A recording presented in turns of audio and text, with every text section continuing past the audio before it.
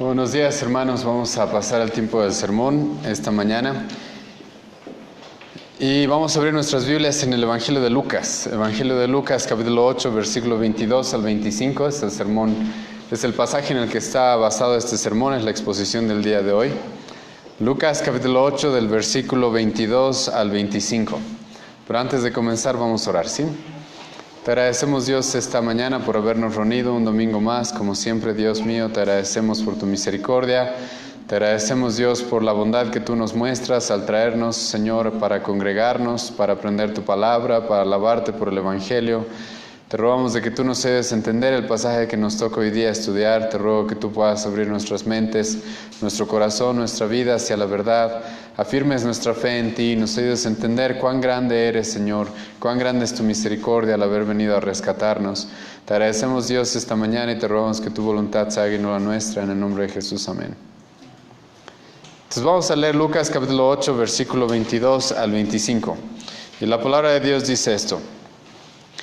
Aconteció un día que entró en una barca con sus discípulos y les dijo: pasemos al otro lado del lago. Y partieron. Pero mientras navegaban, él se durmió. Y se desencadenó una tempestad de viento en el lago y se anegaban y peligraban. Vinieron a él y le despertaron diciendo: Maestro, maestro, que perecemos. Despertando él, reprendió al viento y a las olas y cesaron y se hizo bonanza.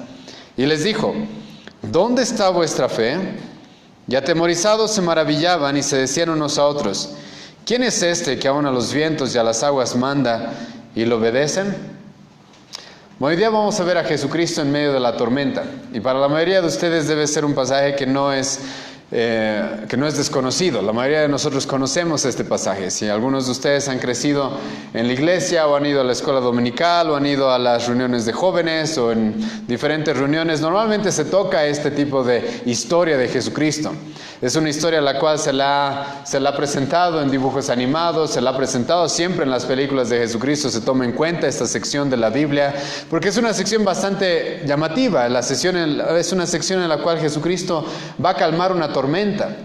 Y entonces muchos predicadores también han utilizado este pasaje y han predicado muchas veces respecto a este pasaje. Y normalmente la interpretación de este pasaje que ustedes van a escuchar es esta: vivimos tormentas, pero Jesucristo está en nuestra barca y Él es más grande que nuestras tormentas.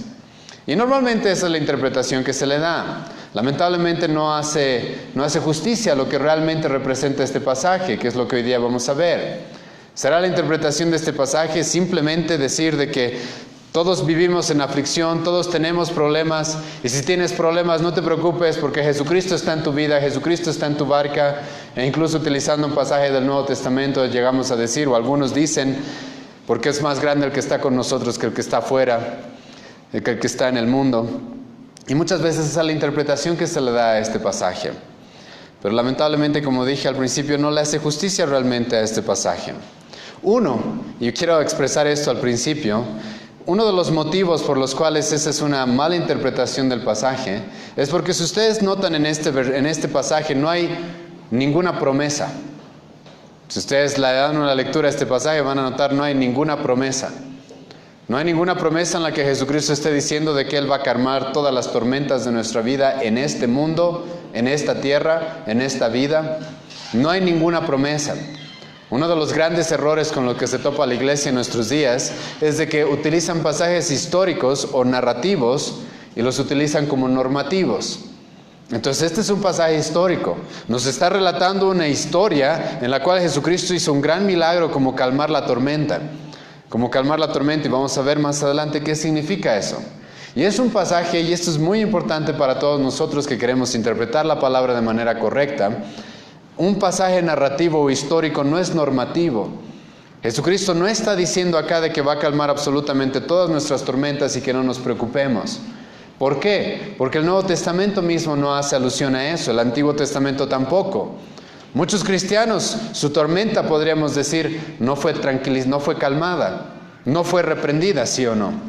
¿Han leído la historia de Esteban en los primeros capítulos del libro de Hechos? Resulta que Dios lo dejó morir a él, siendo apedreado por los judíos.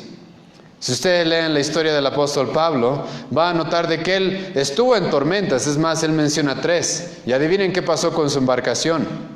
Naufragó, se hundió. Los apóstoles son un ejemplo de esto. La mayoría de los apóstoles murieron, fueron perseguidos y asesinados. Y ahora, ¿por qué doy estos ejemplos comenzando este sermón? Porque si yo les diera una promesa acá, de que no importa la tormenta que estés pasando, Jesucristo es más grande que tu tormenta y Él la va a calmar, Él la va a reprender, les estaría mintiendo. Y mucha gente luego se siente decepcionada, frustrada, incluso se siente engañada. Cuando resulta que agarran este tipo de pasajes y nos dan una promesa de que Jesucristo va a calmar todas las tempestades que vengan contra nosotros, y resulta que en algún momento de la historia no pasa eso. En algún momento de la historia, la realidad es de que algunos de nosotros tenemos enfermedad que pasar dentro de nuestras familias. Y adivinen qué pasa muchas veces. Esa enfermedad tiene el desenlace de la muerte. Y entonces uno podría decir, ¿en qué momento Jesucristo calmó mi tormenta? ¿En qué momento Jesucristo calmó la tempestad? Mucha gente se siente frustrada, decepcionada, incluso engañada. ¿Por qué? ¿Por qué Dios no obras? ¿Por qué Dios no haces lo que tú dices que vas a hacer? Pero como ya dije, Dios no dice en este pasaje en ningún momento, Dios no promete en este pasaje en ningún momento de que todas las tormentas y tempestades que vayamos a pasar aquí y ahora van a ser reprendidas, van a ser calmadas. No promete eso Cristo, pero sí promete cosas más grandes. Este pasaje sí va a expresarnos y va a llevarnos a entender algo mucho más grande.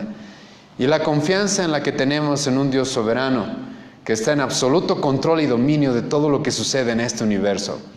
Y eso es algo que hasta el final de la exposición quiero que tengan en mente. En realidad este pasaje nos va a expresar y lo que busca es fundamentar nuestra fe en algo mucho más grande que simplemente una promesa superficial y ligera, que es como decirte que todos tus problemas van a ser solucionados, no te preocupes. Ese no es el mensaje específicamente de este pasaje. Así que entremos en nuestro pasaje del día de hoy, versículo 22 al 25. Hay algo que hemos estado viendo en el Evangelio de Lucas desde el principio, sí, pero específicamente en el capítulo 7 y capítulo 8 también. Y hoy día vamos a ver esto en el capítulo 8 específicamente, y es, ¿quién es Jesucristo? ¿Quién es Él? Y si ustedes han notado, esto es algo recurrente en el Evangelio de Lucas. Desde el principio la pregunta es, ¿quién es Él? ¿Quién es aquel que va a nacer de María? No es simplemente María recibió un milagro y concibió de manera milagrosa, no, sino que la Biblia y Lucas específicamente lo que quiere es expresarnos quién es Jesucristo. Y esto ha sido algo recurrente en nuestro Evangelio. En el capítulo 7 una y otra vez nos hemos topado con esto. ¿Quién es Jesucristo? Y para responder esta pregunta, no sé si se acuerdan, cuando los discípulos de Juan el Bautista fueron a Jesucristo a preguntarle, ¿quién eres? ¿Quién eres? No estamos seguros, tenemos dudas, queremos saber si tú eres realmente el Mesías. ¿Qué hizo Jesucristo? Jesucristo les dijo, bueno, ustedes vean las cosas que yo hago. Ustedes vean el poder que tengo sobre las enfermedades. Ustedes vean el mensaje que anuncio. Ustedes vean el poder que tengo sobre lo natural, sobre esta creación. Y ahí está la respuesta de quién soy yo. Entonces váyanle y díganle a Juan el Bautista todo lo que han visto que yo hago. Y eso es de suma importancia. ¿Por qué? Porque si hay algo de lo que el Nuevo Testamento nos dice, que es el propósito de los milagros y de todas las cosas sobrenaturales que vemos, es de que estos milagros nos apuntan, nos señalan a algo más grande. Nos señalan quién es Jesucristo. Los milagros y las obras sobrenaturales que Él hace no están en el Nuevo Testamento específicamente para que nosotros nos volvamos fanáticos de las cosas sobrenaturales o busquemos milagros aquí y allá. No están específicamente para eso, sino están para apuntarnos y mostrarnos, identificar, para que nosotros podamos identificar quién es Jesucristo. Es por eso que terminando este pasaje vamos a notar eso. Los discípulos se van a preguntar, ¿qué? ¿Quién es este hombre? ¿Quién es este? Y la respuesta a esa pregunta es lo que nos interesa el día de hoy. ¿Quién es este hombre? ¿Quién es Cristo? ¿En quién creemos? ¿En quién hemos puesto nuestra fe? Y escuchen cuál es el contexto en el que nos encontramos. Jesucristo estaba predicando, hemos visto hace varias semanas, es más, nos hemos pasado creo más de un mes viendo la parábola del sembrador, hemos visto la parábola del sembrador, hemos visto otras enseñanzas más de Jesucristo en el capítulo 8, hemos visto a Jesucristo enfrentándose con las personas, confrontándolas con la fe, si realmente su fe es verdadera o no. Nos hemos preguntado acerca de que sí, muchas multitudes pueden seguir a Jesucristo de manera superficial, pero ¿será verdadera su fe? ¿Será correcto el corazón con el que lo están siguiendo? O quizás son simplemente curiosos, o quizás son simplemente gente que lo está siguiendo por los milagros, por las cosas sobrenaturales. Y Jesucristo, si se han dado cuenta, está enseñando. Estamos en el contexto de que Jesucristo ha estado enseñando. Y después de haber estado enseñando qué es lo que Jesucristo va a hacer, es ahí donde nosotros llegamos al versículo 22 de nuestro pasaje en Lucas capítulo 8. Y dice de que en una barca. Ustedes pueden leer por si acaso este mismo relato en Marcos capítulo 4 y Mateo capítulo 8. El mismo relato. Y resulta que Marcos nos añade aquí algo. Y es de que Jesucristo mismo les dijo es de que Jesucristo, después de haber enseñado al anochecer, o sea, después de haber estado probablemente todo un día enseñando, al anochecer Él decidió hacer lo que Lucas nos dice acá, ir a una barca y pasar al otro lado. Probablemente la misma barca en la que Él estuvo enseñando. Si ustedes leen el Evangelio de Marcos, van a notar de que eso es lo que estaba sucediendo en el contexto inmediato. Jesucristo, había tanta gente que quería escucharlo que Jesucristo toma una barca, se presta a la barca de Pedro probablemente, y entonces empieza Él a predicar desde la orilla, para evitar que la gente se alborote y la gente no entre. Entonces Él se aleja un poco para poder enseñarle a todos. Incluso la Biblia nos dice de que había tanta gente de que se empujaban los unos a los otros. Y después de haber tenido todo un día de predicación, Jesucristo les dice a sus discípulos, bueno, es momento de entrar a una barca y ahora pasar al otro lado. ¿De dónde? Ahora es la pregunta. Jesucristo nos dice pasar al otro lado del lago.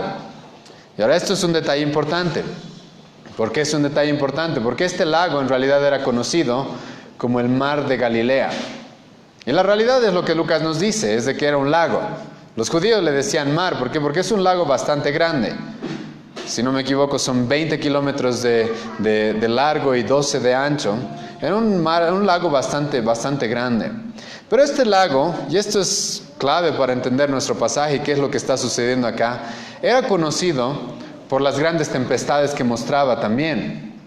Porque este es un lago bastante característico, a diferencia del lago que nosotros tenemos en nuestro departamento, que es uno de los lagos más altos del mundo.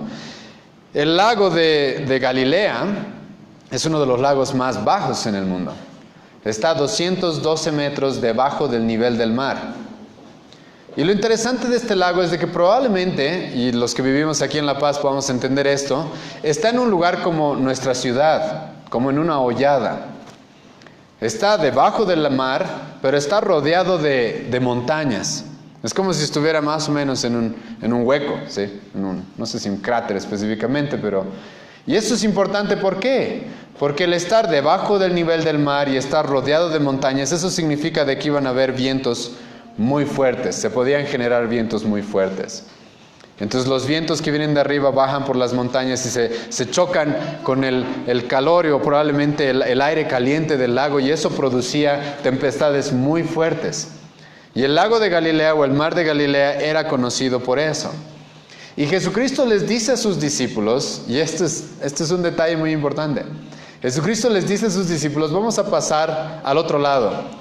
Probablemente de la parte noroccidental se van a ir a la parte oriental. Bueno, eso lo sabemos porque después Jesucristo va a ir donde está el endemoniado Gadareno, donde los Gadarenos es sobre el lado oriental. El lado oriental del lago de Galilea era el lado probablemente, algunos dicen, más tempestuoso, ¿sí? Y escuchen lo que a Jesucristo se le ocurre. La buena idea que tiene Jesucristo es vamos a ir al otro lado de noche. Vamos a ir al otro lado, sí, del lago, de noche. Entonces termina de predicar, está terminando la tarde, nos dice Marcos, y Jesucristo mismo les dice, vamos al otro lado. Ahora aquí hay un detalle bien importante, ¿sí?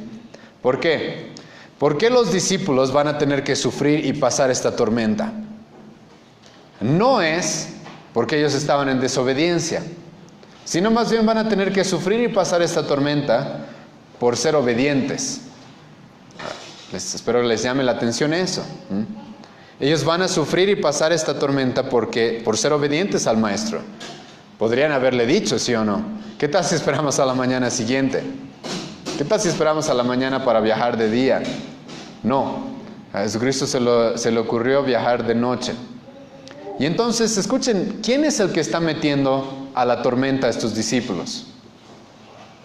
Cristo. Cristo los está metiendo a la tormenta.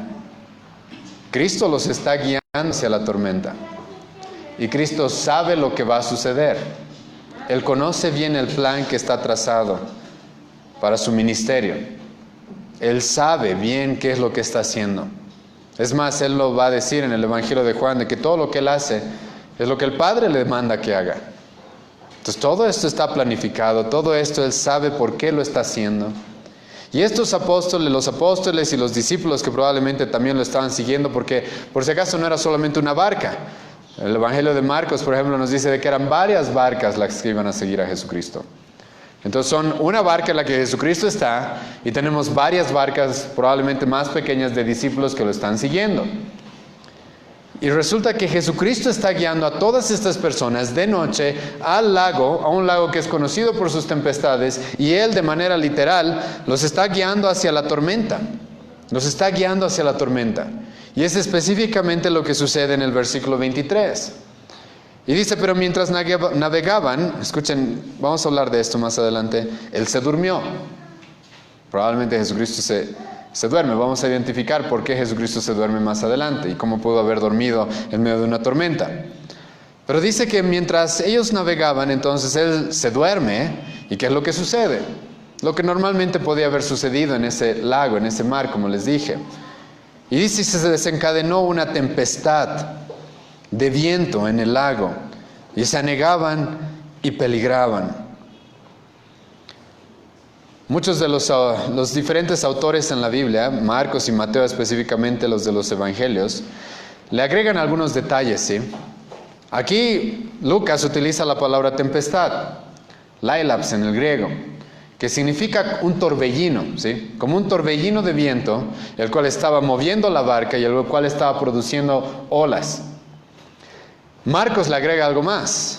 Marcos le agrega esta palabra griega lailaps, le agrega la palabra megas. Megas. Entonces, entendemos qué significa mega, ¿sí o no? Entonces, lo que Marcos está relatando es de que era un mega torbellino, por así decirlo. Mateo le agrega algo más. Mateo, que era un testigo ocular de lo que estaba sucediendo ahí, él utiliza una palabra en el griego de la cual nosotros sacamos la palabra sismos. Sismos. Lo que Mateo dice es de que lo que se sentía era de que como si estuviera ocurriendo un maremoto. O sea, era algo bien, bien grave. Muy, muy grave. Hoy día se conoce de que en este lago muchas veces se pueden ocasionar este tipo de tempestades, como ya dije, y se tiene registro de que incluso se han visto olas de hasta 3 metros en este lago. Entonces eran tempestades muy fuertes, y la tempestad en la cual ellos están pasando les llama realmente la atención mucho y los hace temer. Y tenemos que tomar en cuenta quiénes son estos hombres los cuales van a tener tanto miedo. Adivinen quiénes son. Son pescadores profesionales, los cuales estaban acostumbrados a viajar en el lago de Galilea, los cuales estaban acostumbrados y conocían las tempestades del lago de Galilea, y resulta que van a estar completamente atemorizados pensando que van a morir al ver esta tempestad. Es una tempestad muy fuerte, como les dije. Mateo probablemente lo que quiere expresar es de que fue como un maremoto. ¿Y qué es lo que estaba sucediendo? ¿Qué es lo que estaba sucediendo? Es de que nuestro pasaje nos dice de que se anegaban. ¿Qué significa esa palabra anegar? Significa de que ya se estaba llenando la barca por completo. Y ya peligraban. Resulta de que sus vidas ya estaban en peligro. Resulta que ya pensaron de que hasta aquí llegamos. Y ahora lo primero que quiero hacer notar en este pasaje es qué está haciendo Jesucristo. ¿Qué es lo que está haciendo Jesucristo en este pasaje? En medio de esta tormenta, en medio de este maremoto, en medio de toda esta convulsión, en medio de los gritos probablemente, en medio de toda esta tempestad, en medio de que la barca misma se está ya llenando de agua y están al borde de la muerte, ¿qué está haciendo Jesucristo? Está durmiendo. Está durmiendo. Y esto no puedo dejarlo pasar de largo, porque es algo que realmente me llama y siempre me ha llamado mucho la atención. Jesucristo durmiendo en medio de la tempestad. Ahora la pregunta es, ¿por qué Jesucristo está durmiendo en medio de la tempestad? ¿Y cómo puede Jesucristo dormir en medio de la tormenta? Y creo que eso es algo que sí es necesario profundizar, porque si hay alguien al que nosotros seguimos, si hay alguien al cual nosotros buscamos ser conformados a su imagen, ¿es de quién? De Cristo. Y si hay algo que les animo que tenemos que hacer es aprender a dormir en medio de la tempestad. Aprender a dormir en medio de la tempestad. Pero ahora, ¿por qué Jesucristo está durmiendo en medio de esta tormenta? Uno, obviamente está muy cansado. Y aquellos que piensan que predicar y enseñar es algo fácil, ¿sí? Les animo a tomar en cuenta este pasaje.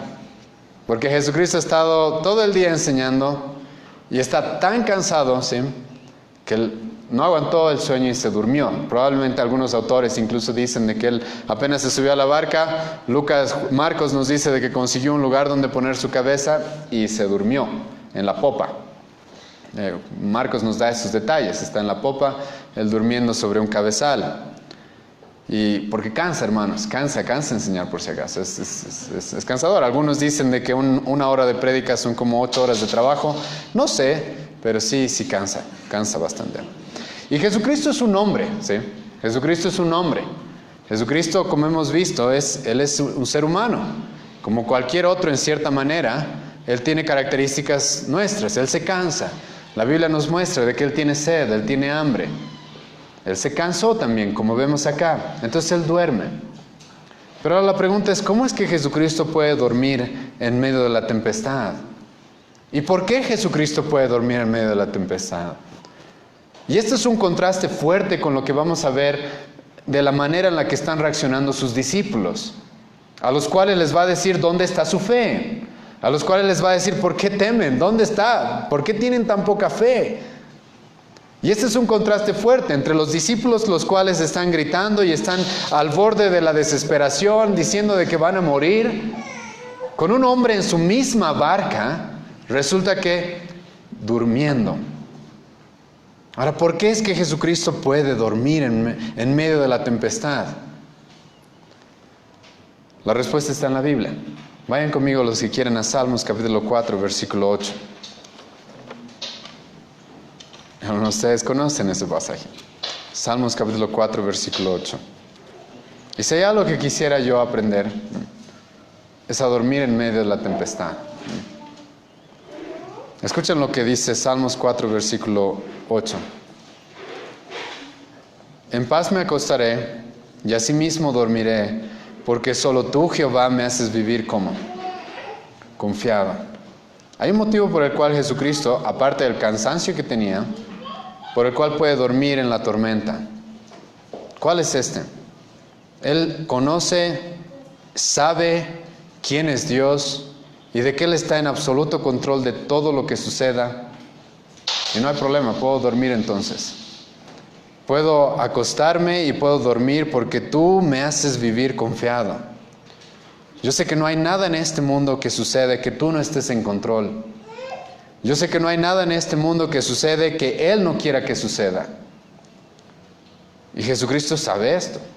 Jesucristo como hombre tenía completa confianza y seguridad en su Padre, en Dios. Ahora Él mismo es Dios y vamos a ver esto más adelante. Pero si hay un motivo por el cual Él puede estar completamente confiado, ¿es por qué? Porque la Biblia dice de que Dios tiene dominio por sobre todas las cosas. Es más, la Biblia dice, Salmos 89, versículo 9, de que Dios está en completo control del mar, de las olas, de los vientos. Y entonces Jesucristo sabe esto, ¿y qué es lo que Él hace? Duerme, puede descansar. Y yo les animo a tomar en cuenta esto cuando pasamos conflictos y problemas. Porque no digo, y voy a hablar más adelante de esto, de que podemos correr a Cristo por ayuda, correr a Cristo por socorro. Pero un cristiano debería aprender a dormir en la tormenta como Cristo lo está haciendo acá. ¿Por qué? Porque confiamos en Él. Porque tenemos nuestra confianza puesta en Él. Y entonces Él, sabiendo de que Él es soberano y está en absoluto control de todo lo que sucede, no hay una molécula en este universo la cual se mueva sin que Él quiera. Entonces puedo estar tranquilo, no importa la situación en la que me encuentre. Resulta que Él es el que trajo ese viento. Resulta que Él es el que mueve las olas, mueve el mar. Resulta que Él es el que causa esta tempestad. Entonces puedo estar tranquilo porque Él está en control. Él está en control. Y esto es de suma importancia cuando pasamos aflicciones. Porque si hay algo que deberíamos aprender es hacer esto. Si han ustedes prestado atención, o les animo que después lean una vez más el pasaje que hemos leído al principio, Hechos capítulo 27, versículo 13 en adelante, donde Pablo relata, Lucas relata uno de los naufragios de Pablo. Pablo igual en medio de la tempestad. Ustedes van a ver una diferencia muy grande entre los discípulos de Lucas 8 y Pablo en Hechos 27. Pablo está bastante tranquilo, ¿sí o no? Está bastante tranquilo, a pesar de que su bote se hunde. Porque sabe quién está en control. Sabe quién tiene en la palma de sus manos absolutamente todo lo que sucede en este mundo.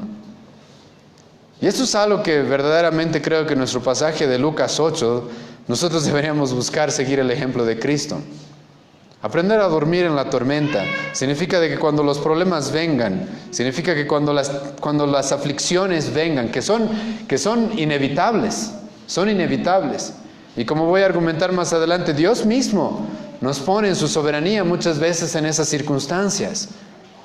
Si realmente confiamos en el Señor, entonces eso debería traer una seguridad que podamos decir con el salmista: en paz me acuesto y en paz duermo, porque tú me haces vivir confiado. Gracias a Dios yo he visto a Dios obrando en mi vida para que yo pueda tener esa seguridad en algunos momentos. Claro que todos fallamos.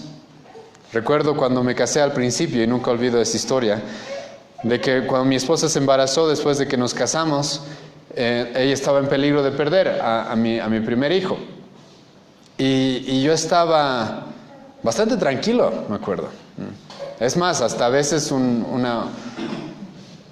mi suegra me culpó una vez, me dijo: tal vez tú, ¿no te importa tu hijo? Sí, porque estaba bastante tranquilo. Yo veía gente llorando y pidiendo: Dios, no te lo lleves, Dios esto, Dios lo otro. Pero yo podía estar tranquilo. ¿Por qué? Porque la Biblia me dice, ¿qué me dice? Pues 1 Samuel capítulo 2, Dios da vida y Dios mata. Dios abre el vientre y Dios lo cierra. La Biblia me dice, Salmo 127, herencia de Dios son los hijos. Dios nos da de regalo un hijo. Entonces yo sé, si tú quieres que tenga un hijo, voy a tenerlo. Si no quieres que tenga un hijo, no voy a tenerlo. Entonces eso me causaba, ¿qué? Tranquilidad. Si oramos porque mi esposa esté bien, si oramos porque el niño crezca sano en el vientre, pero podía estar tranquilo. Hubo otras ocasiones en las que no, hemos perdido la cordura. Y me avergüenza ver a Jesucristo, la verdad, durmiendo en la barca, y me avergüenza sinceramente ver a Jesucristo durmiendo en la barca en esta tempestad y recordar cómo todos nos hemos comportado hace 2 meses. ¿Sí o no? Yo espero avergonzarlos igual.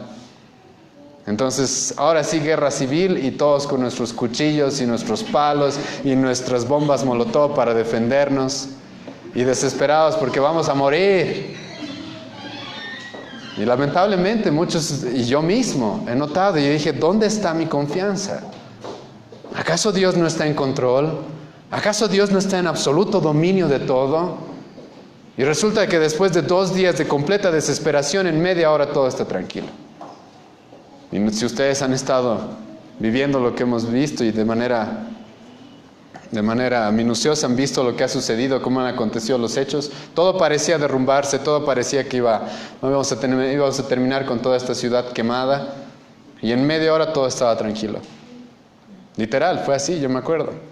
Y muy parecido a lo que vamos a ver en Lucas. Yo recuerdo a las 7:30 de la noche más o menos estábamos desesperados, los vecinos de la zona diciéndome, ¿cómo vamos a hacer? Armaremos barricadas, armaremos esto, lo otro. El rato que gritemos una alarma, teníamos una alarma secreta, el rato que gritemos todos salimos y salen con cuchillos, palos, todo. Mi tío me llamaba, puedes venir a Chumani, aquí se va a poner peor. Y sí, estábamos así. Y yo recuerdo encerrándome en el baño y orando. Y me arrepiento y me avergüenzo de no haber orado desde la mañana y haber descansado en el Señor.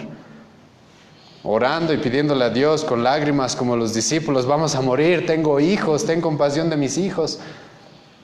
Y media hora después, todos tranquilos. Media hora después, todo sereno, todo tranquilo. Y realmente algo que nosotros deberíamos aprender en nuestro pasaje es lo que Jesucristo está haciendo acá. Dormir en la tormenta. ¿Por qué? Porque dormir en la tormenta significa tener completamente nuestra confianza en un Dios soberano. Algunos autores han dicho de que la tormenta que vino acá en Lucas 8 fue traída por el diablo, ¿sí? Y muchos creen eso, ¿no? De que el diablo es el que trae todas las cosas y entonces agarran, por ejemplo, Job capítulo 1 y el diablo fue el que trajo un viento muy fuerte y hizo caer toda una construcción encima de los hijos de Job. ¿Pero quién le dio permiso al diablo de hacer eso? ¿Quién estaba en control de todo lo que Satanás hacía? Dios. Dios. Es por eso que ustedes ven al principio del libro de Job, Job diciendo que Dios da, Dios quita, a Él sea la gloria.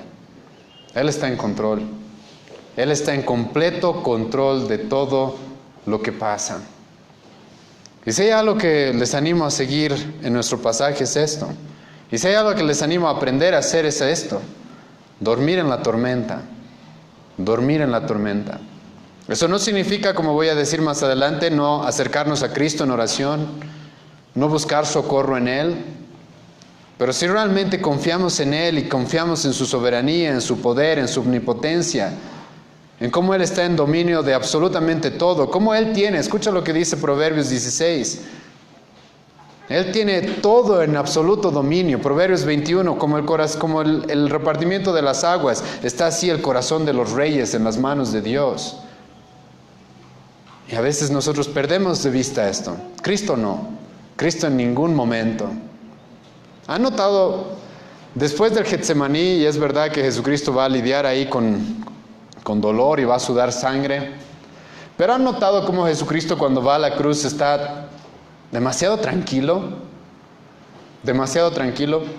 recibe golpes, recibe insultos, está siendo azotado por los romanos hasta que su cuerpo es completamente flagelado, y viene Pilato y le dice: ¿quién eres? Jesucristo dice: ¿qué te han dicho de mí? Ustedes pueden leer esto, Evangelio de Juan. Y en el Evangelio de Juan, capítulo 19, resulta que Pilato le dice a Cristo: ¿qué? ¿Qué no sabes que yo tengo poder para matarte o para librarte? ¿Y qué le dice Cristo? En completa calma. ¿Qué le dice? Tú no tendrías ningún poder si no se te hubiera dado. Hay alguien en control acá. Y no eres tú, Pilato. Hay alguien en control de todo este sufrimiento.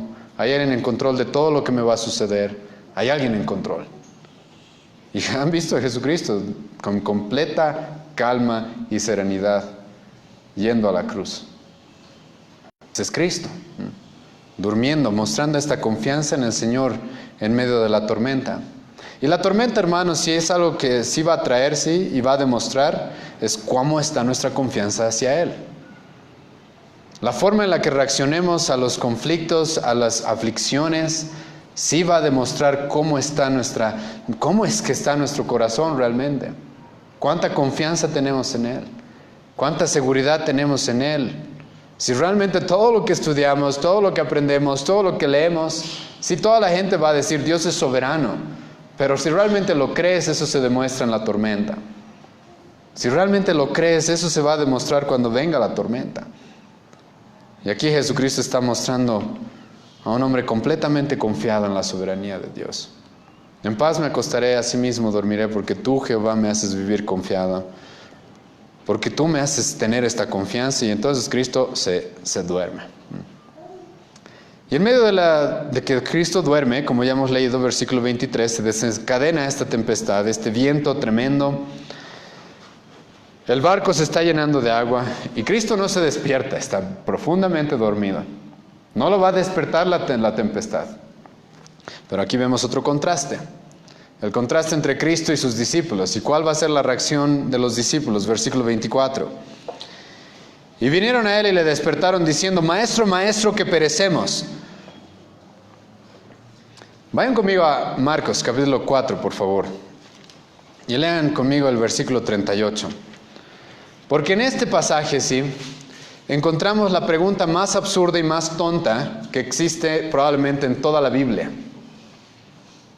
Y Marcos le añade algo a lo que Lucas nos dijo, que los discípulos se acercan y le dicen, maestro, maestro, que perecemos, estamos a punto de morir. Escuchen lo que los discípulos le van a preguntar a Jesucristo en Marcos capítulo 4, versículo 38. Y esta es la pregunta más tonta, y hay preguntas tontas en el Nuevo Testamento. Sí, hay algunas preguntas que hacen los discípulos normalmente y otra gente que son tontas, pero esta probablemente es la más absurda. Escuchen lo que dice capítulo 4 de Marcos, versículo 38. Y estaba en la popa durmiendo sobre un cabezal y le despertaron y le dijeron, maestro, escucha bien esto, ¿no tienes cuidado que perecemos? Escucha lo que le están preguntando a Cristo. Le están diciendo, ¿acaso no te importa que estamos a punto de morir? Si yo hubiera sido Cristo, ¿sí?, no me hubiera aguantado decirles esto, ¿sí? Decirles, chicos, muchachos, ¿saben? Sí, no me importa.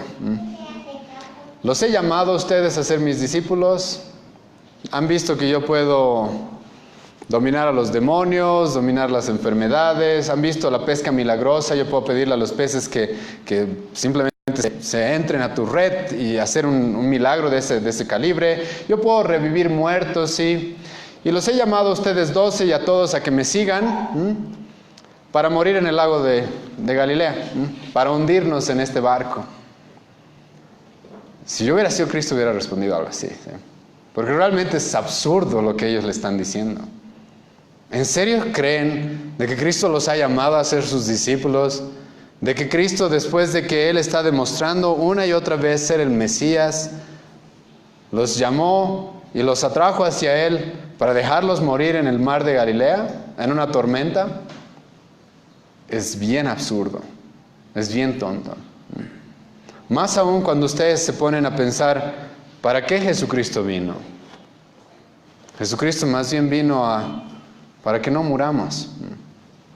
Jesucristo pudo haberles dicho a los discípulos, yo he venido específicamente para eso, para que ustedes no se hundan, no solamente en este mar, en este lago, en esta tempestad, para que ustedes no terminen hundidos en sus delitos y pecados y ahogados en un infierno pagando lo que ustedes le deben a Dios. Yo he venido más bien por este propósito, para que no se hundan, para que no mueran, para que crean en mí en ese caso y de esa manera tengan ¿qué? Vida eterna, para que no le tengan más bien miedo a esta muerte. ¿Por qué? Porque aquel que cree en mí, que dijo Jesucristo mismo, va a vivir. Aunque muera, vivirá. Entonces Jesucristo en realidad vino con este propósito. Ahora obviamente me estoy adelantando al propósito más grande que tiene Jesucristo en su ministerio. Morir por nuestros pecados, para la gloria de Dios y para que nosotros no tengamos que padecer una eternidad en el infierno pagando lo que le debemos a Dios, pagando la justa ira, para que nosotros no nos ahoguemos más bien en la ira de un Dios santo y justo, que debe castigarnos. Entonces Jesucristo más bien vino para que no perezcamos. Y estos discípulos le dicen a Jesucristo, ¿no te importa que perezcamos? ¿No te interesa que perezcamos? Y ahora aquí está el conflicto. Y escuchen lo que Jesucristo les va a responder. En el Evangelio de Mateo, en realidad nos dice Mateo, de que Jesucristo les responde antes de calmar la tormenta. Jesucristo les va a responder y los va a confrontar con algo antes de calmar la tormenta. A Lucas, por si acaso, en su evangelio no le importa mucho la cronología. Lo que le importan más es los hechos. Pero Mateo, sabemos, él es un testigo ocular de lo que sucedió. Marcos probablemente relata lo que Pedro le dijo, lo que Pedro le está dictando. Entonces ellos ponen más detalles que Lucas. Y Mateo nos dice de que Jesucristo les va a decir algo a sus discípulos antes de calmar la tormenta. ¿Y qué es lo que les va a decir? Lo que nosotros encontramos en el versículo 25 de nuestro pasaje. Y les dijo, ¿dónde está vuestra fe? ¿Dónde está vuestra fe? Ahora aquí Jesucristo los está confrontando así con su falta de confianza, pero aquí tenemos que poder definir cuál es el conflicto, cuál es el problema acá.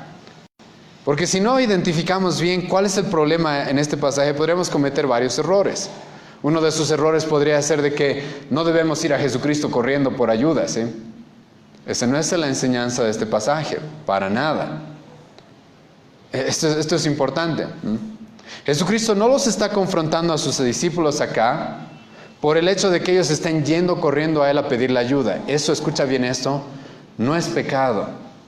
Es más, es necesario que hagamos. Es más, Jesucristo mismo vino y murió en una cruz por nosotros para que ahora nosotros podamos acercarnos a Él confiadamente para que nos socorra y nos ayude. El problema, escuchen bien esto, no es 16, es a Él. ¿Han escuchado lo que le dicen? Maestro, que perecemos. Maestro, ¿qué no te importa que estamos a punto de morir? Lo que están haciendo estos hombres es dudando de la bondad y benevolencia y cuidado de su Señor hacia ellos. Muy parecido a lo que van a hacer los israelitas en el Antiguo Testamento, como les dije. Esto es un paralelo pequeño de lo que hicieron los israelitas en el Antiguo Testamento. ¿Se acuerdan? Dios, una vez más, los saca de Egipto, le manda 10 plagas a los egipcios. ¿Para qué? Para mostrar de que Él es el único Dios verdadero y todos esos dioses que adoraban los egipcios no existen, no tienen ningún poder. Dios los saca de manera milagrosa, los hace cruzar el Mar Rojo, abriendo el Mar Rojo en dos. Y entonces los judíos tienen hambre y ¿qué dicen?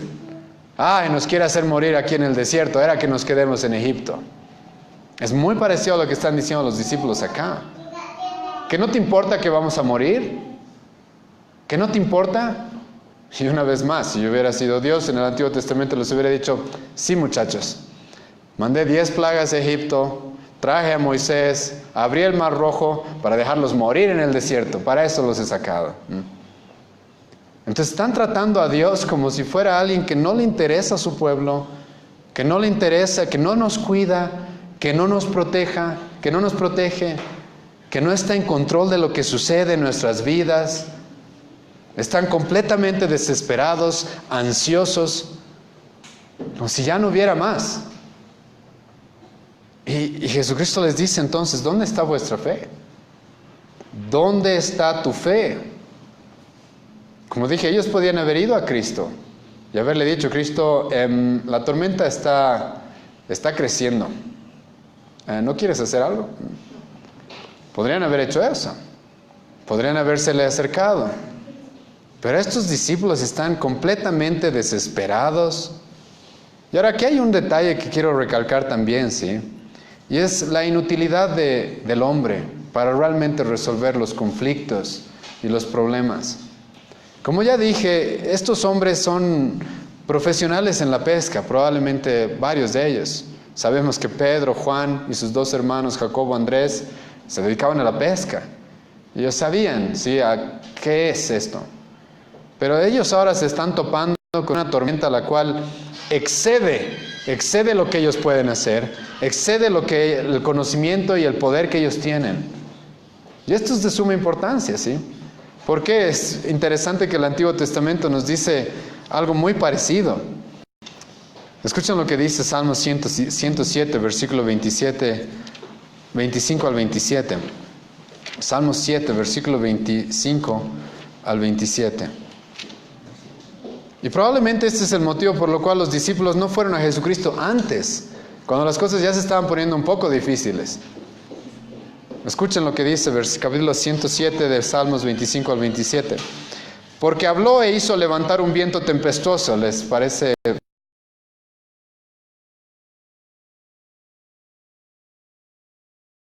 Habló e hizo levantar un viento tempestuoso que encrespa sus ondas. Este es Dios, está hablando de Dios. Sube a los cielos, descienden a los abismos, sus almas se derriten con el mal. Y escucha lo que dice el versículo 27. Tiemblan y titubean como ebrios, y toda su ciencia es inútil. Eso es lo que le estaba pasando a los discípulos. Al toparse con esto, con algo que está fuera completamente de sus manos, resulta que toda su ciencia, todo su conocimiento, toda su experiencia no sirve absolutamente de nada. Y entonces cuando ya están al borde de la desesperación, cuando ya no piensan que ya no hay nada más que hacer, entonces recurren a Cristo, incluso acusándolo de que no te preocupas por nosotros, no tienes cuidado de mí. ¿Por qué nos dejas pasar esta tormenta? Estamos a punto de morir y a ti no te importa. Lo que estos discípulos están haciendo es poniendo en duda, como dije, la bondad, la benevolencia de Cristo hacia ellos.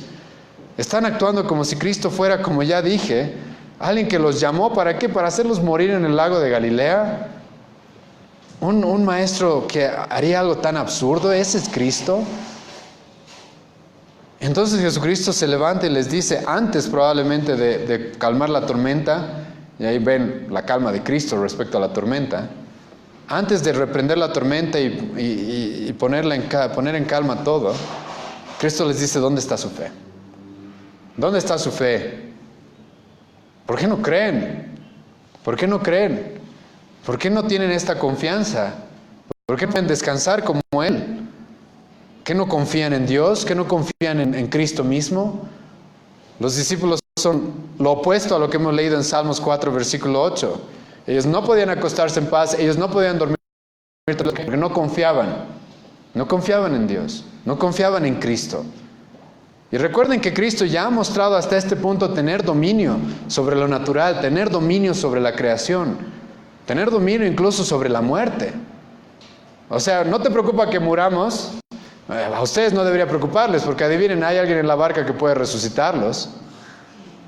Pero no hay esa confianza, no hay esa seguridad hacia Cristo.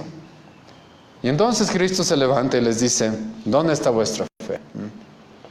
Y más bien esta es una amonestación a todos aquellos nosotros cuando pasamos problemas y conflictos. ¿Con qué corazón afrontamos ese tipo de cosas? ¿Con qué corazón afrontamos ese tipo de cosas? Y adivinen, hermanos, las aflicciones van a venir, son inevitables, van a venir.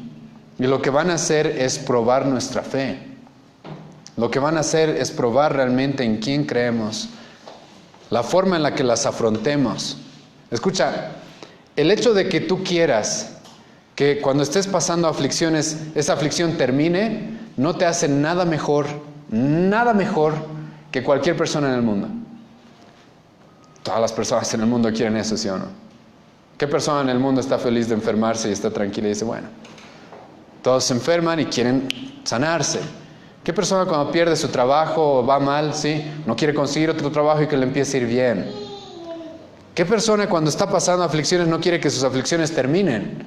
Todos. La gran diferencia que tiene el creyente con el incrédulo es cómo reaccionamos ante estas aflicciones.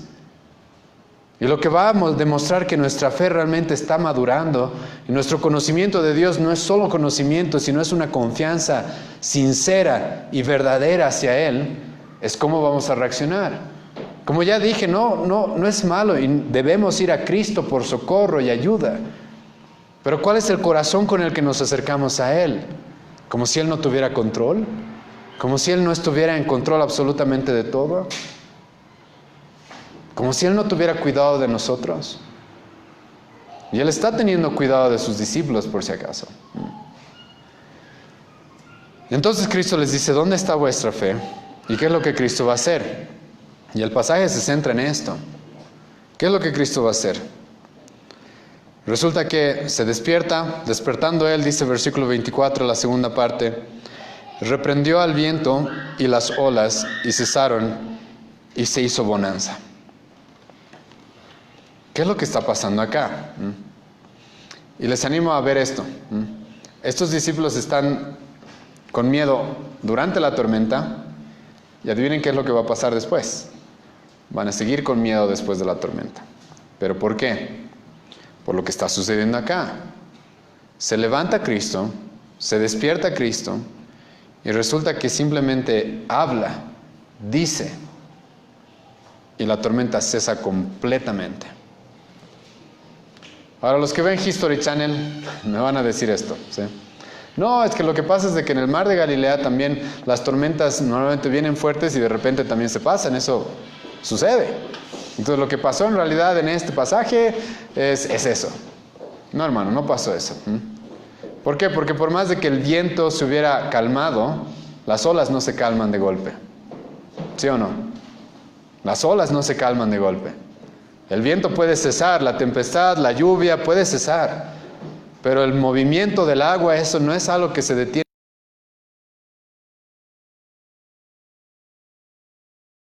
Lo que nosotros vemos en nuestro pasaje es de que Jesucristo le habla al viento, le habla al mar y dice, basta. ¿Y ahora qué les recuerda eso? ¿A qué les recuerda eso?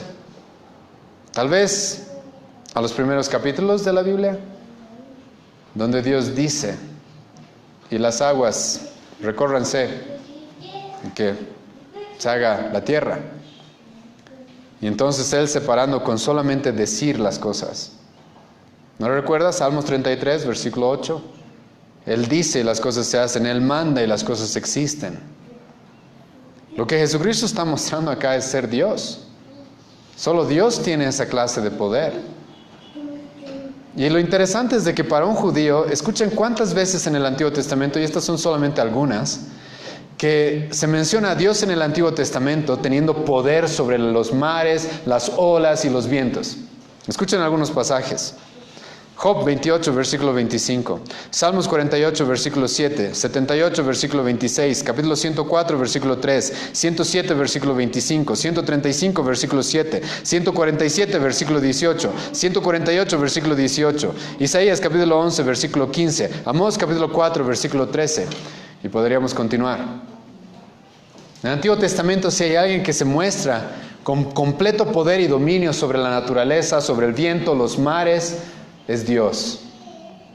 Y entonces Jesucristo se levanta completamente tranquilo y le dice al mar, le dice al viento, basta. Y lo interesante es de que el mar, el viento no escuchan, ¿sí o no? Pero obedecen a su Creador. Obedecen a su Creador. Es porque Él es Dios. Es porque Él es el verbo de Dios, Juan 1:1, que era en el principio. Juan 1:1, ¿qué principio está hablando Juan? En el principio Dios creó los cielos y la tierra. Ese es Cristo. El verbo que estaba en el principio y estaba con Dios y era Dios. Y por Él fueron creadas todas las cosas. Ese es Cristo. Él tiene dominio absoluto sobre la creación. Nada sucede sin que Él quiera que suceda. Él manda y las cosas se hacen. Los vientos obedecen, los mares obedecen. Ahora, ¿quién en la historia de la humanidad puede alegar tener tal poder? ¿Quién en la historia de la humanidad puede alegar tener tal poder? Nadie. Ustedes estudien los héroes humanos, los mitos y leyendas de dioses. Nadie realmente como Cristo. Que lo interesante en este pasaje, y es uno de los motivos por los cuales les dije al principio de que este pasaje se centra en que nosotros entendamos quién es Jesucristo. En este pasaje se nos presentan las dos naturalezas de Cristo. Y normalmente el Nuevo Testamento siempre hace eso. Nos presenta a Cristo como hombre, ¿sí o no? Duerme, se cansa. Es un hombre. Pero no es solamente un hombre. Es Dios. Verdaderamente hombre, verdaderamente Dios. Normalmente la Biblia siempre hace eso. Los lugares donde Cristo, y les animo a ver eso en su estudio bíblico, van a ver, normalmente donde se presenta a Cristo como hombre, también se lo presenta como Dios. Normalmente siempre se hace eso. ¿Y es por qué? Porque Él es Dios y Él es hombre también. Él se hizo hombre por nosotros. Y entonces resulta que Cristo se levanta, reprende a las olas, reprende al viento y todo cesa. Todo cesa. ¿Y ahora qué es lo que pasa? ¿Qué es lo que sucede? Escuchen versículo 25. Y atemorizados se maravillaban. Ahora, ¿qué es lo que está pasando acá? Un momento. Estos discípulos estaban de miedo porque tenían miedo, temor, desesperación porque iban a morir. Y ahora resulta que Cristo calma la tormenta. ¿Y ahora qué pasa? La primera palabra que se nos dice acerca de ellos es de que también otra vez están atemorizados. Otra vez están de miedo, otra vez tienen miedo. Ahora, ¿cómo es que sucede esto? ¿Cómo es que pueden tener miedo? Ya se han salvado de la muerte. Porque es que hay uno al cual que se le debe temer por encima de la muerte. ¿Sí o no? ¿A quién es al que la Biblia dice que se le debe temer? No a las tempestades, no a las tormentas, no a la muerte. A Dios. Y es el inicio de la sabiduría, ¿sí o no? Proverbios 1, versículo 7. Jesucristo mismo dijo, ustedes tengan miedo ¿a quién? Mateo capítulo 10. ¿A quién deben tener miedo? ¿Al hombre que puede matarlos? No. Tengan miedo a Dios. Y Jesucristo aquí se está presentando como Dios mismo. Como Dios. Entonces estos discípulos saben, la tormenta no nos da miedo, la verdad. A comparación de lo que está sucediendo ahora. ¿Quién está con nosotros en esta barca? ¿Quién es este hombre? ¿Y se acuerdan lo que le dijeron aquí en nuestro relato de Marcos, de Lucas, perdón? Maestro, maestro. No, Cristo no es solamente un maestro. No es solamente un maestro. Y se los está demostrando. Se los está demostrando. Y entonces resulta que atemorizados se maravillan. Interesante que se utiliza la palabra taumazo, que tiene este significado de trauma, ¿sí? Lo que los traumó a estos discípulos no fue la tormenta, fue Cristo. Es lo que los maravilló y los dejó pasmados y atemorizados. Ya nos hemos topado con esto antes, en Lucas capítulo 5. ¿Se acuerdan? Jesucristo se acerca a Pedro, le dice, tira tu red. Pedro tira la red y entonces hay una pesca milagrosa, después de que Pedro no había pescado nada toda la noche. ¿Y qué pasa con Pedro después de eso? Se le acerca a Cristo y le dice, bueno, Cristo, tengo un negocio para ti. ¿Qué tal si abrimos una empresa de pesca? No, Pedro se le acerca a Cristo y le dice, aléjate de mí. Soy pecador. No te acerques. No puedo estar cerca tuyo. Imagínense el temor de estos hombres. Acaban de ver a Cristo tener tal poder, y están ahí en una barca, ¿sí? Y para colmo, Cristo no está con una muy buena actitud hacia ellos. Acaba de reñirlos y decirles, ¿dónde está vuestra fe? ¿Sí? Se acaba de con una palabra, ¿sí? Con una palabra, callar al mar, callar las olas, callar el viento. Ahora, con una palabra, ¿qué puede hacernos a nosotros? Y entonces temen, porque Cristo es Dios. Y Dios, la presencia de Dios de alguna u otra manera siempre causa esto en el hombre. Un temor reverente. Ahora, como dije, esto es un temor reverente, ¿sí? Ellos no creo, la verdad, que crean, no creo que ellos estén pensando de que Cristo los va a hacer daño, para nada.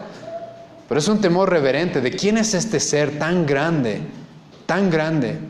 que puede controlar las olas, que puede controlar el viento. ¿Es Dios? ¿Es el Dios del Antiguo Testamento? El cual cuando se presentó en el monte Sinaí, la gente le rogó a Moisés, ve tú porque nosotros vamos a morir. ¿Es Dios? El que el profeta Isaías capítulo 6 dijo, soy muerto, porque he estado cerca del Señor.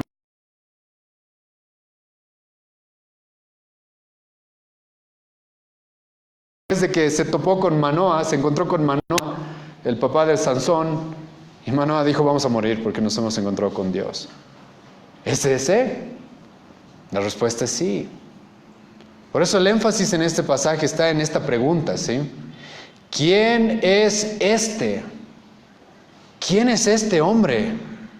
Y escucha, la respuesta a esta pregunta es lo que marca si eres cristiano o no. ¿Quién es Cristo? Y ahora recuerda esto. ¿A quién es que Lucas le está escribiendo este evangelio?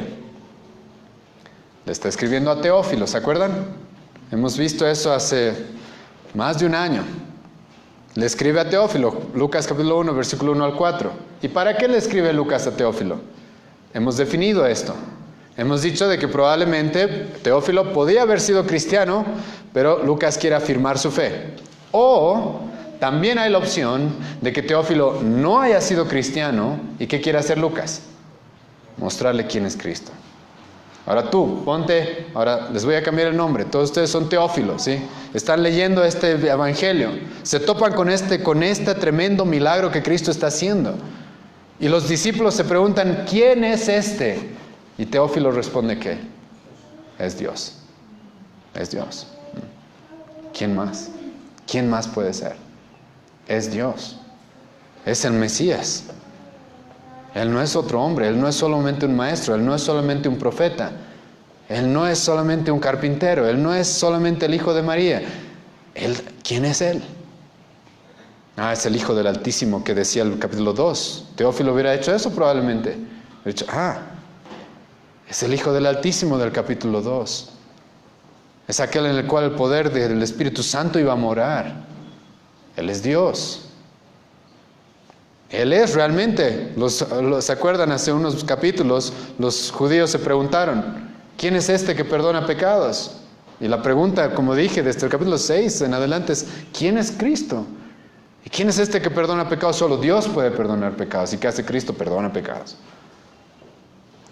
Y entonces estamos progresando en el Evangelio de Lucas y la pregunta es ahora, ¿quién es este? Es Dios. Es Dios que se hizo hombre. Para más adelante vamos a ver al final del Evangelio, para morir por nosotros, para salvarnos, para pagar nuestra condena. Y está demostrando Cristo que Él es Dios, porque Él tiene control sobre la naturaleza, control sobre su creación. Y ahora, hermano, este es en aquel en el cual nosotros creemos. Ahora, ¿qué significa esto? Y como dije, voy a tocar este tema de las aflicciones que pasamos en nuestra época, ¿sí? Y como dije, este pasaje no se trata así de que no te preocupes en tu aflicción, Cristo está en tu barca. No se trata de eso. Pero de lo que sí se trata es de que tú y yo reconozcamos quién es Él, cuán grande es Él, cuán grande es su poder y de que Él está en control de todo, de todo. Y en un segundo Él puede cambiar las cosas. De eso sí se trata, de que tengamos confianza en Él, de que sepamos en quién creemos, a quién seguimos. Y como hemos visto, Él mismo los guió a sus discípulos a esta tormenta. Él está en control de tus aflicciones, Él está en control de tus problemas. Es más, Él te coloca ahí por si acaso.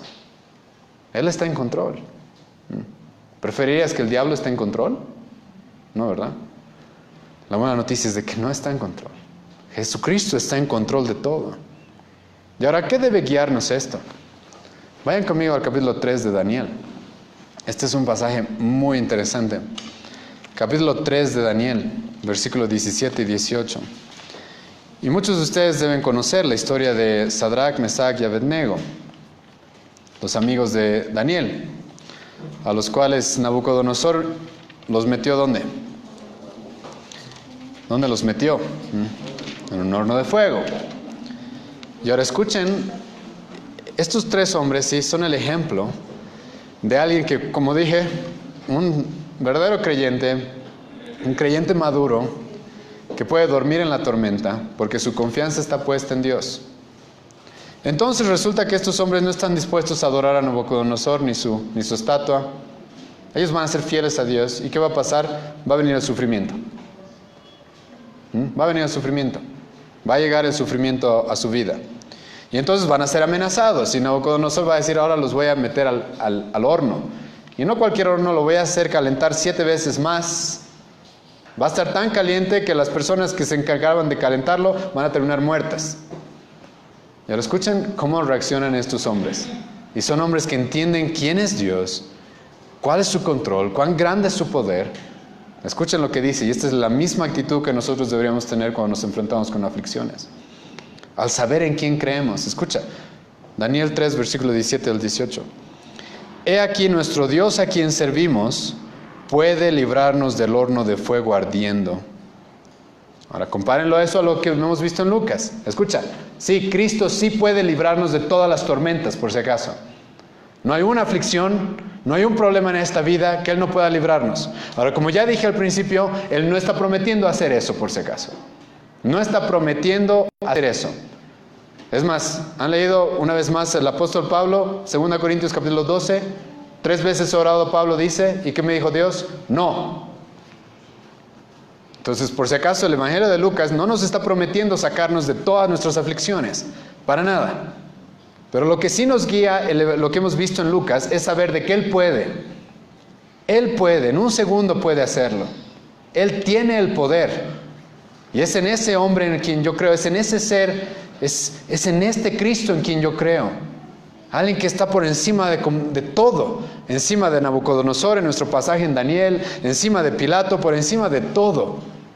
Él está en completo dominio y autoridad. Él tiene soberanía en el cielo, en la tierra, sobre todo, sobre toda criatura. Y escuchen, eso dicen estos hombres, ¿sí o no? Ellos le dicen a Nabucodonosor: he aquí nuestro Dios a quien servimos puede librarnos del horno del fuego ardiendo. Sí, Él puede. Y de tu mano, oh rey, escucha lo que dice, nos librará. Pero escuchen el versículo 18. Escuchen lo que dicen estos hombres. Y si no, esto es importante, estos hombres le están mostrando completa confianza. Enfrente de Nabucodonosor le está diciendo: yo estoy seguro que Dios puede salvarme del horno. Estoy seguro. Pero ahora escuchen, ellos se van a poner como esta posibilidad. Y dicen: ¿y si no? ¿Qué significa eso? ¿Y qué tal si no nos salva del horno? Él puede, pero resulta que también podría no salvarnos. ¿Cuántos mártires ha tenido la iglesia? Dios no los ha salvado del horno. ¿Han leído la historia de los cristianos bajo el gobierno de Nerón? Dios no los salvó de la hoguera. Dios no los salvó de ser decapitados. Y estos hombres dicen: ¿y si no? Escucha el versículo 18. Sepas, oh rey, que no serviremos a tus dioses, ni tampoco adoraremos la estatua que has levantado. Estos hombres entienden cuán grande es al Dios que ellos sirven, cuán grande y majestuoso y poderoso es al Dios que ellos sirven, que ellos dicen: por más de que no nos salve, no importa. Sabemos que puede, pero por más de que no lo haga, no importa. Porque servimos a un Dios tan grande. Porque no estamos creyendo en un pedazo de estuco como la gente en nuestros días. Creemos en el Dios soberano, el único Dios verdadero, soberano por sobre todas las cosas. Y escucha, lo que acabamos de leer en Lucas es la actitud a la que debería llevarnos. Sí, Cristo, tú tienes todo el poder para sacarme de la tormenta en la que me encuentro. Pero ¿qué tal si no lo haces? No importa. Porque sé que tú eres Dios. ¿En quién más voy a creer? ¿A quién más voy a acudir? ¿Me voy a ir a los ídolos? ¿Me voy a ir? Y les animo a salgan de acá y predíquenle eso a toda esta gente que es bien hipócrita. Y lo digo en público. Hace 2 meses llorándole a Dios: por favor, misericordia por nuestra nación. 2 meses después pensando que su futuro está en un pedazo de una miniatura. Pensando que su futuro depende de que me compre una casita en miniatura o no, de que me compre un gallo, de que me compre esto, aquello, de que le haga fumar un pedazo de estuco. Ridículo. Cuán hipócrita es la gente. Pero los cristianos no creemos en eso. Para nada. Vayan conmigo a Jeremías capítulo 10, perdón. Jeremías capítulo 10. Escuchen lo que dice el profeta Jeremías. Escuchen lo que dice el profeta Jeremías. Y es bien interesante combinado a lo que estamos viendo en Lucas. Jeremías capítulo 10, versículo 12 al 15. El que hizo la tierra con su poder, el que puso en orden el mundo con su saber y extendió los cielos con su sabiduría, a su voz se produce muchedumbre de aguas. Escuchen, es paralelo a lo que estamos viendo en Lucas. O sea, Dios manda y se producen las aguas. Muchedumbre de aguas en el cielo, y hace subir las nubes de lo postrero de la tierra. Hace los relámpagos con la lluvia y saca el viento de sus depósitos. ¿Se dan cuenta? Es un paralelo directo a lo que estamos viendo en Lucas. Se nos presenta este ser tan grande, tan magnífico, que está en control y absoluto dominio de todo. De todo. Pero escuchen versículo 14. Todo hombre se embrutece y le falta ciencia, se avergüenza de su ídolo todo fundidor, porque mentirosa es su obra de fundición y no hay espíritu en ella. ¿Qué está haciendo el profeta Isaías ahí? El profeta Jeremías, perdón, ahí. ¿Qué está haciendo? Está diciendo: vean el Dios que tenemos. Un Dios que está en absoluto dominio de todo. No hay nada difícil para Él.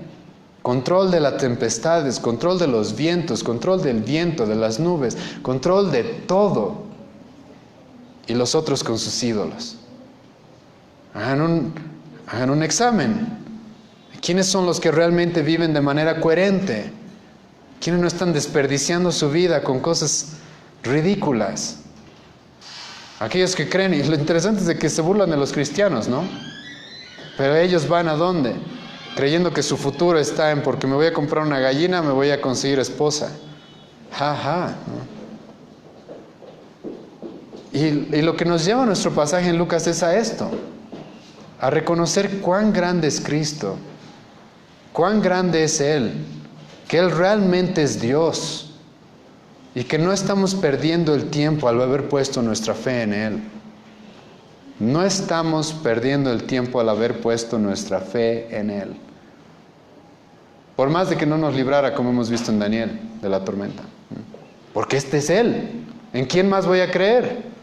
¿Quién más tiene tal poder? ¿Quién más tiene tal dominio? ¿Quién? ¿En quién más? No hay. Ahora, pero hay algo que sí quiero recalcar para terminar. En la época de los judíos, había algo que para los judíos representaba las aflicciones, los problemas,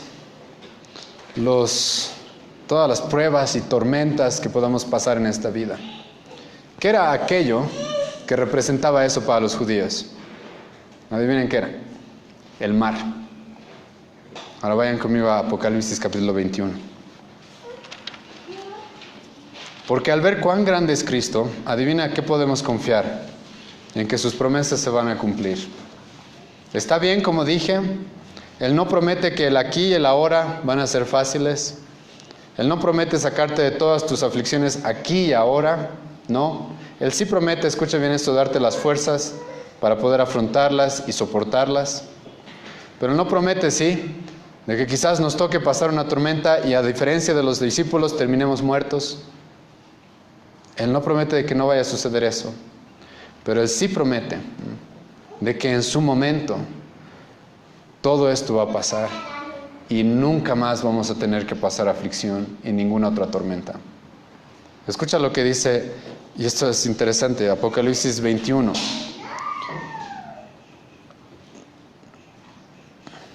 Versículo 1.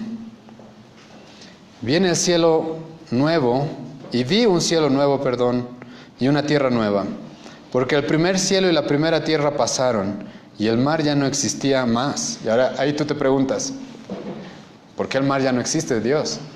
La verdad, sé que hay gente en la iglesia que ha ido a la playa hace poco. Es bonito el mar, ¿sí o no? Es por lo que les dije. Los judíos, ellos cuando veían el mar, representaba tormentas y aflicciones y desastres naturales. Esa era la forma en la que ellos veían el mar. Y entonces Dios dice, ya no va a haber más mar. Sí, hermano, como dije, Cristo probablemente no nos saque de todas las tormentas aquí ahora. Pero Él promete a aquellos que ponen su fe en Él y perseveran hasta el final, de que ya no va a haber más tormentas.